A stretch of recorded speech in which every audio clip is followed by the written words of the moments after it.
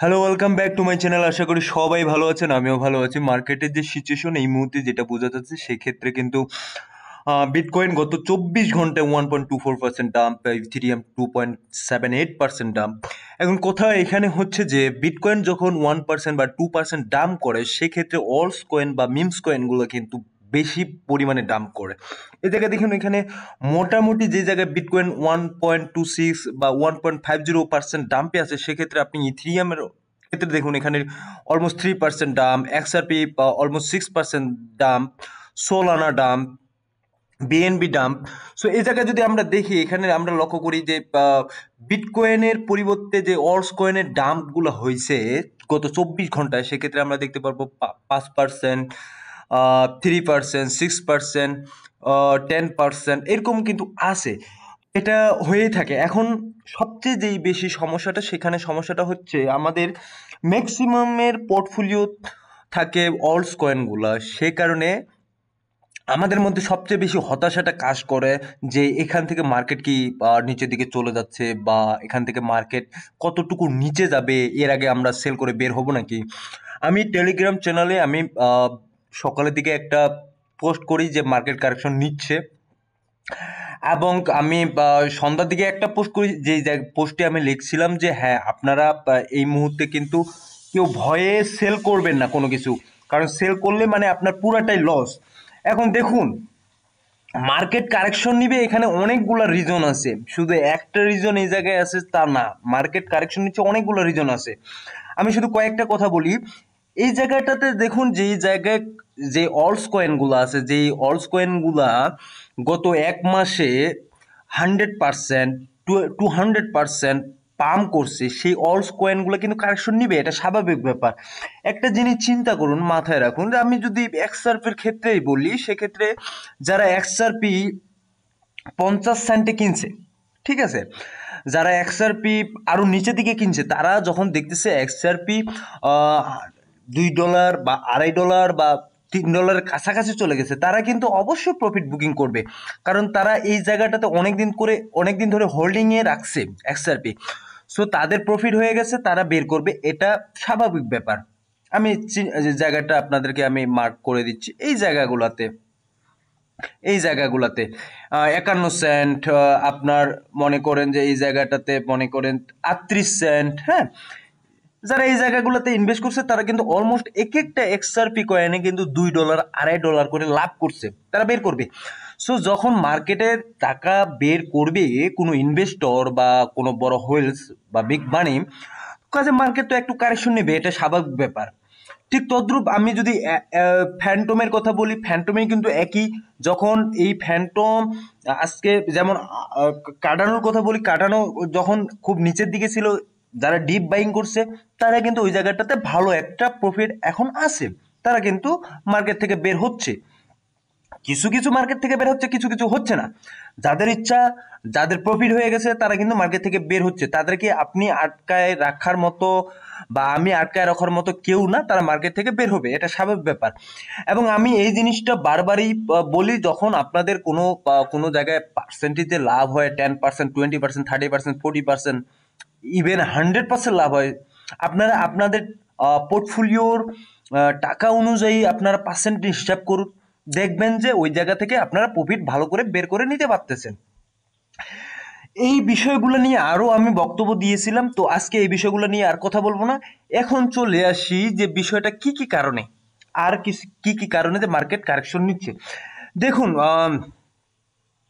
CPI যে rate আছে US এর, সো সিপিআই ডাটার যে আছে সেটা কিন্তু আগামীকাল আগামী যে 11 ডিসেম্বর আছে, তখন কিন্তু 8:30টার দিকে সিপিআই ডাটার রেট প্রকাশ করবে। এখন সিপিআই ডাটাটা কি? এটা হচ্ছে ইনফ্লেশন রেশিও। আমরা যে প্রতি জুন মাসে বা প্রতি বছরে একটা যে ডাটা থাকে, তারা কিন্তু এটা মনে করেন যে প্রতি মাসে তাদের কিন্তু ইনফ্লেশন একটা যে রেশিও কতটুকু বাড়তেছে, 2% না 3% না 4%, তারা কিন্তু প্রতি মাসে এই ডাটাটা বের করে। এখন দেখুন, এটা কেন অত্যন্ত গুরুত্বপূর্ণ। যখন ইনফ্লেশন রেশিওটা বেশি হাই হয়ে যায়, তখন কিন্তু মানুষের কাছে টাকার চাহিদাটা বেশি হয়ে যায়, কারণ আপনার একটা জিনিসের দাম যদি 2%, 3% বেড়ে যায়, তখন মানুষের কিন্তু টাকার প্রয়োজন হয়, তখন তারা কিন্তু মার্কেট থেকে অবশ্যই টাকা বের করবে টাকা খরচ করার জন্য। সেক্ষেত্রে আরেকটা দিক দিয়ে ব্যাংক কিন্তু টাকা ছাপানো শুরু করবে, যেমন ইউএস ব্যাংক কিন্তু যে ফেডারেল ব্যাংক আছে তারা কিন্তু টাকা ছাপানো শুরু করবে। সেক্ষেত্রে পরবর্তীতে দেখা যাবে নতুন যখন মানি আসবে মার্কেটে, তখন আবার মার্কেটে নতুন করে একটা ভালো মুভমেন্ট আমরা দেখতে পাবো। এখন যদি পুরো সিনারিওর কথা বলি, সেক্ষেত্রে আমি যদি বিটকয়েনের কথা বলি, বিটকয়েন এখানে আমরা দেখতে পাচ্ছি যে এক লক্ষ 1,01,354 যাওয়ার পর এখান থেকে কিন্তু মার্কেট খুব একটা বড় পরিমাণে একটা করে কারেকশন নেয়, এবং সেখানে কিন্তু 97,954 চলে যায়। এমন না ইভেন যে 90,000 চলে গেছে, এমন কিন্তু না, সেখান থেকে কিন্তু মার্কেট আবার উপরের দিকে ওঠা শুরু করছে। এখন এটা হচ্ছে 1 ডে টাইম ফ্রেম, না সরি 1 ঘন্টার টাইম ফ্রেম। এই 1 ঘন্টার টাইম ফ্রেম দিয়ে কিন্তু আপনি মেজারমেন্ট করতে পারবেন না যে মার্কেট কোন দিকে যাচ্ছে। ইভেন এটা যদি এমনও হইতে পারে যে মার্কেট এখান থেকে এই যে উপরে গেল যাচ্ছে, আবার যদি এই যে এই সিস্টেমেরও কিন্তু মার্কেটটা হইতে পারে, ইম্পসিবল কিছু না। তো মার্কেটটা আমাদেরকে দেখতে হবে যে আসলে কোন দিকে যাচ্ছে। এখানে যদি 4 ঘন্টার টাইম ফ্রেমে আমরা দেখি, সেক্ষেত্রে 4 ঘন্টার টাইম ফ্রেমে কিন্তু সেম মার্কেটে যে লাস্ট যে ক্যান্ডেলটা আছে সেই ক্যান্ডেলটা কিন্তু গ্রিন ক্যান্ডেল তৈরি করছে। যদি 1 ডে টাইম ফ্রেমে দেখি, এখন পর্যন্ত ক্যান্ডেলটা কিন্তু রেড। সো এই জায়গাগুলোতে আমাদের লক্ষ্য রাখতে হবে যে অ্যাকচুয়ালি মার্কেটটা কোন দিকে যাচ্ছে বা কি হচ্ছে। এখন সবচেয়ে বড় যে ইম্পর্টেন্ট বিষয়টা, সেই ইম্পর্টেন্ট বিষয়টা হচ্ছে যে এই মুহূর্তে আমরা কি করব, আমাদের কি করা উচিত। দেখুন, আমি এর আগেও ডিসিএ এর ব্যাপারে আলাপ করছিলাম যে ডিসিএটা কিভাবে করবেন। যখন আপনি একটা কয়েন কিনছেন এবং ওই কয়েন থেকে আপনি 10% বা 5%, 10%, অ্যাভারেজে 10%-এর উপরে আপনাদেরকে ডিসিএ করার কোনো প্রয়োজন নেই। 10% অথবা 15%-এর নিচে যখন আসবে একটা কয়েন, তখন আপনারা ডিসিএ করবেন, ঠিক আছে। শুধুমাত্র 5% অথবা 6% অথবা 7% নিচে আসলো, তখন আপনারা ডিসিএ করতেছেন বা নতুন করে কয়েনটা আবার কিনতেছেন, এটা করার কোনো প্রয়োজন নেই। 10%-এর নিচে যখন আরো আসবে, ধরুন যে 12%, 15%, তখন আপনারা ডিসিএ করবেন। এখন ডিসিএটা করলে কি হয়, ডিসিএটা করলে ধরুন আপনারা একটা কয়েন, সেই জায়গায় আমি একটা কয়েনের কথা বলি, সেক্ষেত্রে আমি কোন কয়েনটার কথা বলবো, ধরুন একটা কয়েন, যে কোনো একটা কয়েন আমি ধরলাম কাটানোর কথাই বলি।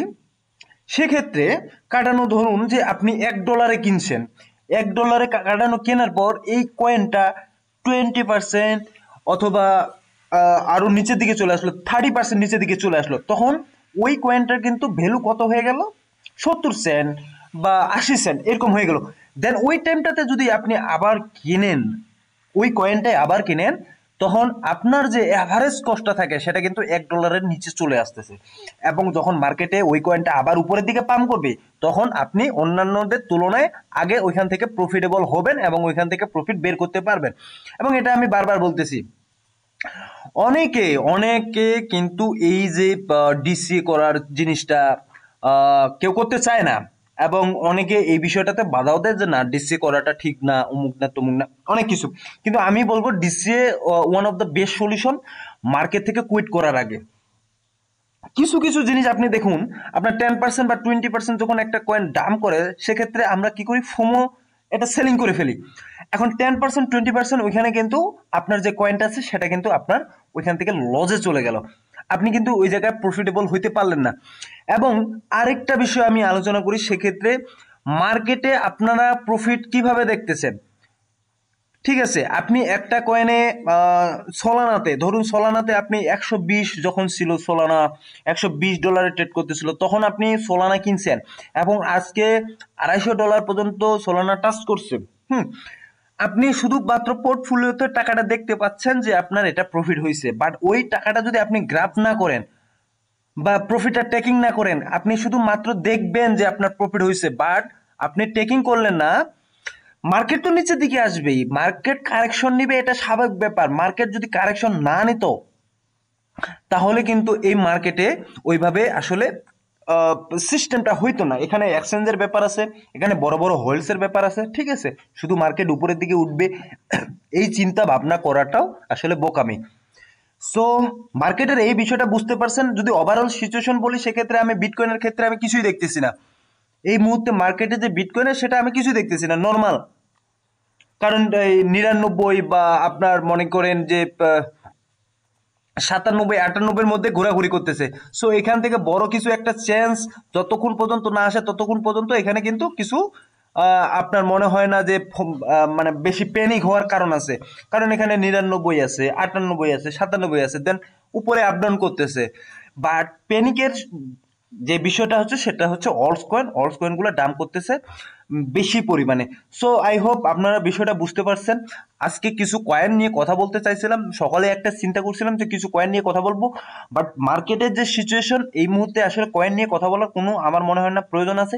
যে কয়েনগুলো হোল্ডিং করে আছেন আপনারা সেই কয়েনগুলো হোল্ড করে থাকুন, এবং যারা নতুনভাবে কিনতে চাচ্ছেন তারা ডিসিএ করুন, এবং একেবারে যারা ফ্রেশ মার্কেটে আসতেছেন তারা কি করবেন, তারা এই যে কয়েনগুলো নিচের দিকে আসতেছে ভালো ভালো ভ্যালুয়েবল কয়েন যেগুলো টপ 100-এর মধ্যে আছে বা টপ 50-র মধ্যে আছে সেই কয়েনগুলোতে ইনভেস্ট করার চেষ্টা করুন, এটাতেই এনাফ। সো ভালো থাকবেন, সুস্থ থাকবেন, দেখা হবে আগামীকাল।